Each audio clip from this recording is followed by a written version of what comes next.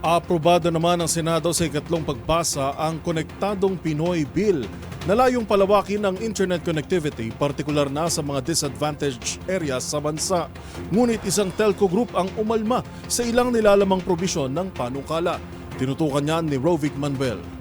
Inalmahan ng isang grupo ng mga telecommunications o telco companies ang isinusulong ngayong maisabatas na Konektadong Pinoy Bill na layong palakasin ang internet connectivity sa buong bansa, partikular na sa mga liblib at disadvantaged na lugar. Isa kasi sa laman ng panukalang ito ay ang pag-aalis ng franchise requirement o prangkisa sa mga papasok na bagong internet provider at para madagdagan pa ang data provider sa bansa. Ang nilalayon po nito ay mabuksan ang ating market para sa mga data, at tinatawag po natin data transmission providers, DTIPs.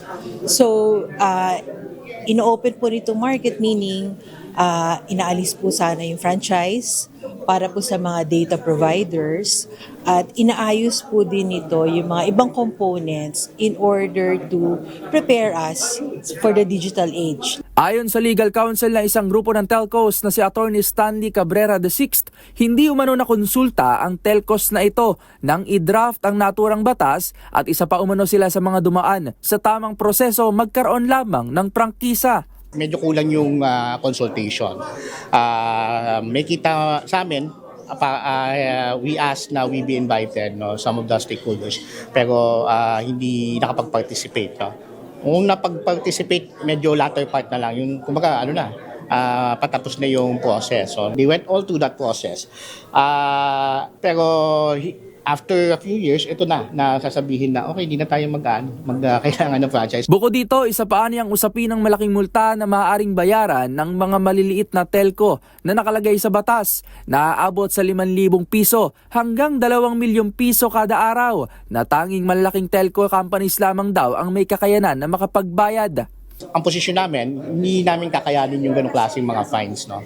Napakasakit po, no? Napakahirap. Paano na po yung mga employees namin? Paano naman po yung kapag nagsarado kami dahil di namin kayang bayaran yung penalty, mawawalan din ng service yung mga aming mga kliyente. So, hindi rin na-achieve yung gustong mangyari ng batas na ma-serve mo yung mga tao. Paglilinaw ng DICT na kabilang sa mga lumahok sa pagbuo ng naturang panukala, limitado lang at tanging sa mga internet provider lamang ang pag-aalis ng requirement sa prangkisa.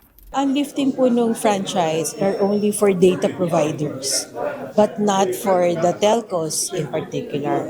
Mag-ooperate po kayo na parang telco, yun po yung kailangan ng franchise. Pero pag data po siya, hindi po siya kailangan na mag-require ng franchise.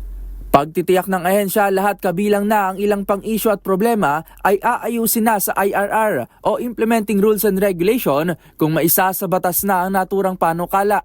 Matatanda ang inaprubahan na sa ikatlong pagdinig ng Senado ang Konektadong Pinoy Bill noong Pebrero at sinertipika ito bilang urgent ni Pangulong Bongbong Marcos. Para sa MBC TV Network News, ito si Rovic Manuel ng DZRH TV, una sa Pilipinas, una sa Pilipino.